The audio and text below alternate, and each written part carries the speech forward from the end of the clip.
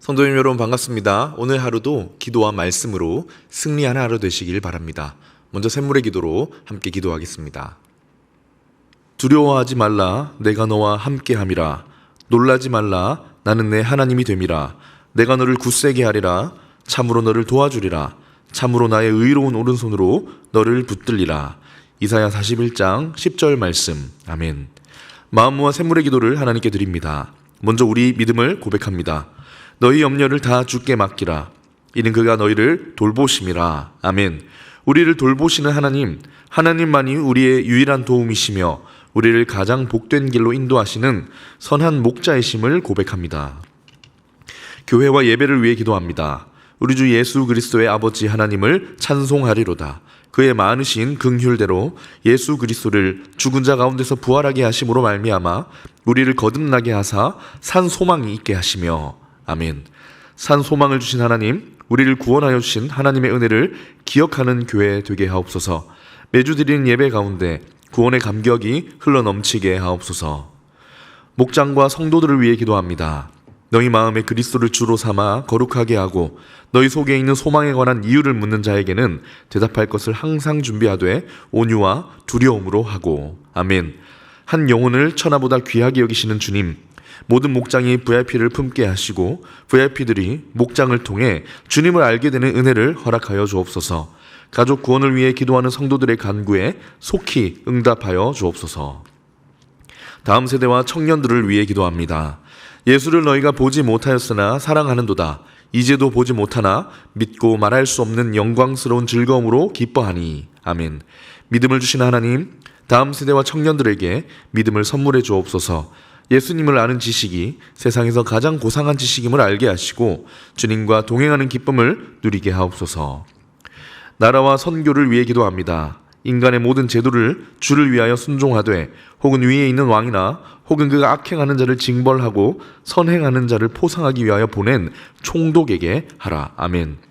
나라와 열방의 주인이신 하나님, 이 나라의 위정자들이 공의로운 지도자들이 되게 하시고 겸손히 국민을 섬기게 하옵소서. 샘물의 선교사님들을 기억하시고 선교사님들을 통해 복음의 열매가 풍성히 맺히게 하옵소서. 오늘도 우리의 걸음을 책임지시고 인도하시는 예수님의 이름으로 기도하옵나이다. 아멘. 오늘 우리에게 주신 하나님 말씀은 잠언 26장 1절에서 10절 말씀입니다. 미련한 자에게는 영예가 적당하지 아니하니 마치 여름에 눈 오는 것과 추수 때에 비 오는 것과 같으니라. 까닭 없는 저주는 참새가 떠도는 것과 제비가 날아가는 것 같이 이루어지지 아니하느니라. 말에게는 채찍이요 나귀에게는 재갈이요 미련한 자의 등에는 막대기니라. 미련한 자의 어리석은 것을 따라 대답하지 말라. 두렵건대 너도 그와 같을까 하노라. 미련한 자에게는 그의 어리석음을 따라 대답하라. 두렵건대 그가 스스로 지혜롭게 여길까 하노라. 미련한 자 편에 기별하는 것은 자기의 발을 베어버림과 해를 받음과 같으니라. 저는 자의 다리는 힘없이 달렸나니 미련한 자의 입에 잠언도 그러하니라.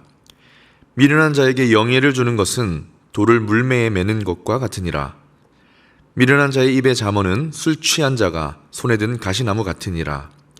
장인이 온갖 것을 만들지라도 미련한 자를 고용하는 것은 지나가는 행인을 고용함과 같으니라. 아멘. 오늘은 미련한 자가 되지 않기 위하여 라는 제목으로 주시는 말씀을 나누겠습니다. 미련한 자가 되지 않기 위하여. 지금까지 잠언은 여러분 잘 보시면 계속해서 두 부류의 사람을 비교해 왔었습니다. 지혜로운 사람과 미련한 사람, 부지런한 사람, 게으른 사람, 정직한 사람이 있는가 하면 또 속이는 사람, 이렇게 비교 대조하면서 지혜를 드러내고 미련한 것을 방지하고 이렇게 해왔었지요. 그런데 오늘은 유독 미련한 자에게 집중을 합니다.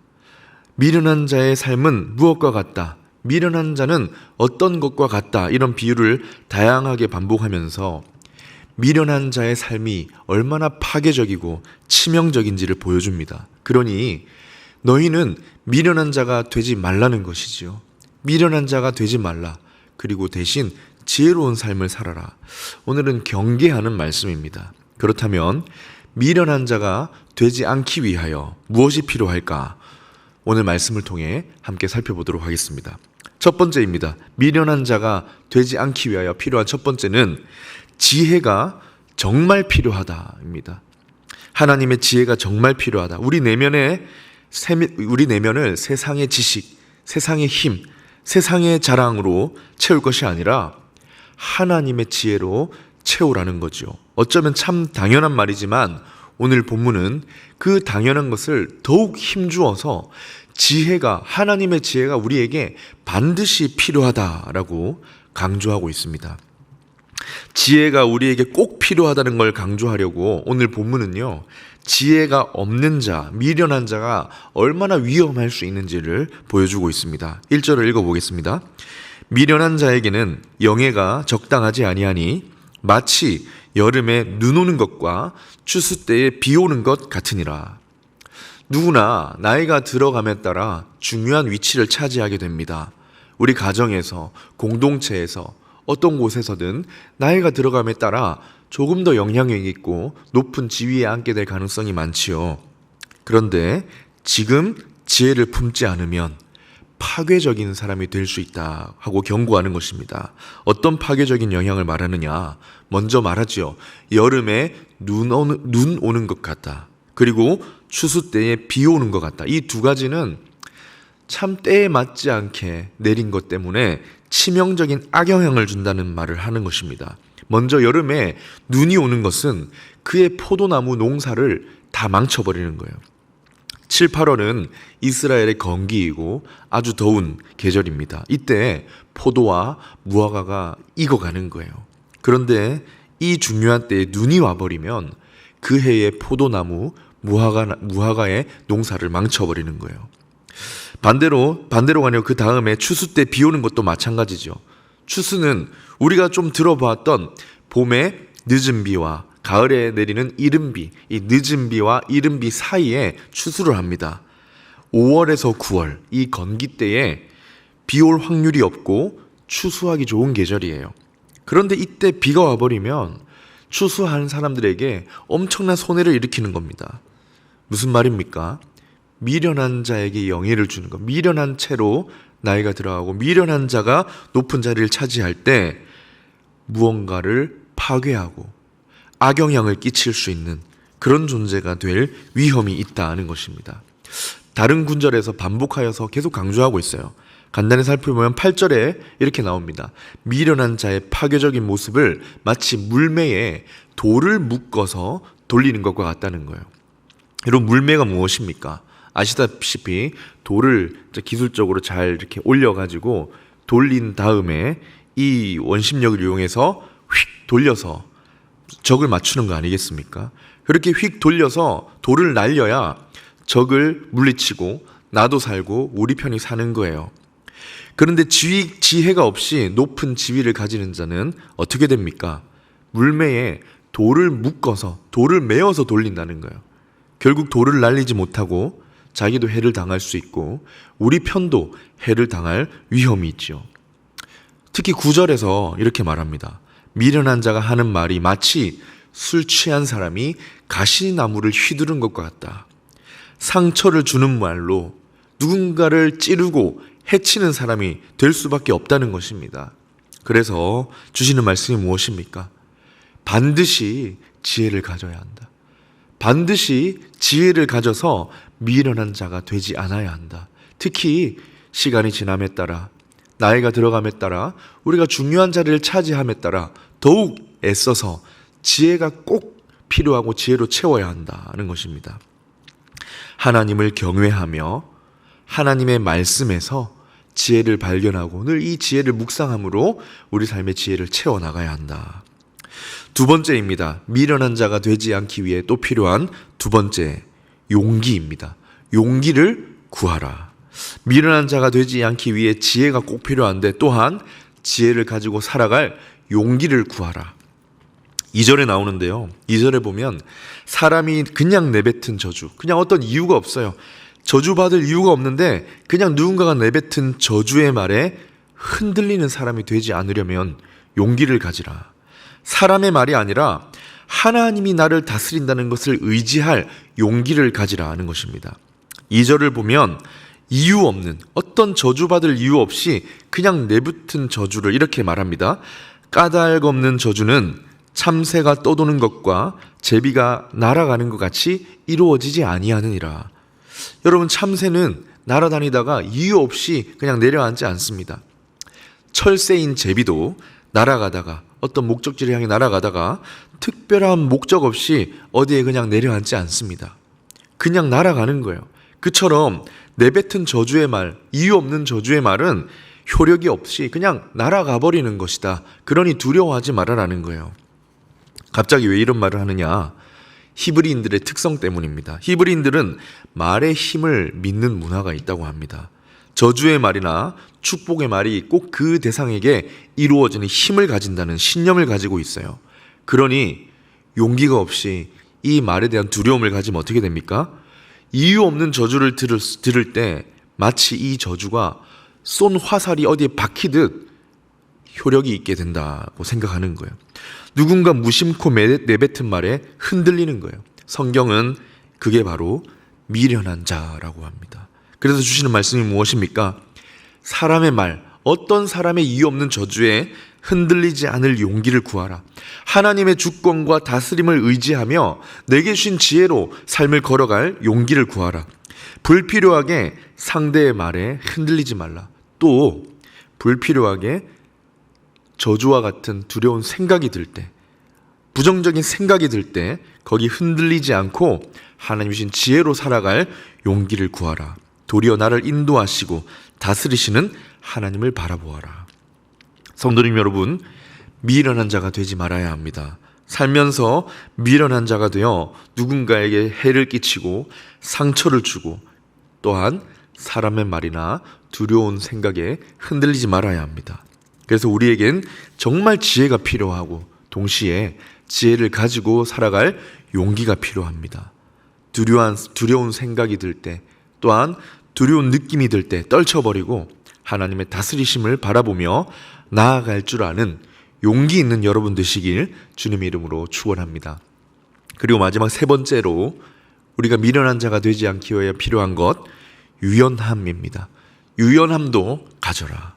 기준을 가지고 지혜를 가지고 늘 살아가지만 때로 상대와 상황에 따라 대처할 유연함도 가져라. 오늘 말씀을 시작할 때 지혜를 반드시 가져야 한다. 지혜가 정말 필요하다는 도전으로 시작했죠. 말씀에서 얻는 이 지혜는 우리를 채워야 할 진리입니다. 하나님을 기쁘시게 할 능력이에요. 그런데 이 지혜를 때로 유연하게 사용할 줄도 알아야 합니다. 지혜를 말하며 깨닫게 할 수 있는 사람에게는 지혜로 말하고, 지혜를 말해서 뭔가 잘못을 깨닫게 해줄 수 있는 사람에게는 지혜를 말해야 하고, 말해도 깨닫지 못할 사람에게는 말을 아낄 줄 알아야 한다는 거예요. 때로는 말하지만 때로는 침묵하는 유연함입니다. 본문 4절 5절에 보면 참 헷갈리는 말을 해요. 미련한 자와 대화할 때 말하지 말라고 했다가 말을 하라고 했다가 이 반복을 해요. 읽어보겠습니다. 미련한 자의 어리석은 것을 따라 대답하지 말라. 두렵건대 너도 그와 같을까 하노라. 미련한 자에게는 그의 어리석음을 따라 대답하라. 두렵건대 그가 스스로 지혜롭게 여길까 하노라. 무슨 말입니까? 유연함을 가지라는 겁니다. 분명한 기준과 지혜의 판단이 있어야 하지만 그것을 언제 누군가에 말할 것인지는 상황에 따라 판단할 줄 아는, 때로 하나님의 타이밍을 볼 줄 아는 유연함을 가져라. 때로 미련한 자가 하는 말에 답을 하지 말아야 할 때가 있습니다. 답을 하다 보면 같은 사고방식에 엮이게 되고 영향을 받게 되고 결국 그 미련한 자와 같아지기 때문입니다. 그러나 동시에 어떤 경우에는 침묵하는 것보다 말을 해야 하는 경우가 있는데요. 이때는 자기 생각만이 옳다고 고집하는 사람에게 그것이 아니다라고 돌이킬 수 있는 가능성이 보일 때입니다. 이 타이밍을 기다리며 하나님께 기도하는 유연함, 그것이 또한 필요하다는 것이지요. 성경에 이 미련했던 사울 왕을 생각하면 좀 이해가 갑니다. 사울이 다윗을 죽이려고 혈안이 되었을 때 요나단은요, 때를 기다리지 않고 말을 합니다. 아버지, 다윗 그가 죽을 일이 무엇이니까? 아버지에게 무슨 잘못을 행했습니까? 그때 요나단은 하나님을 경외하지 않았던 사울이 너무 답답했던 거죠.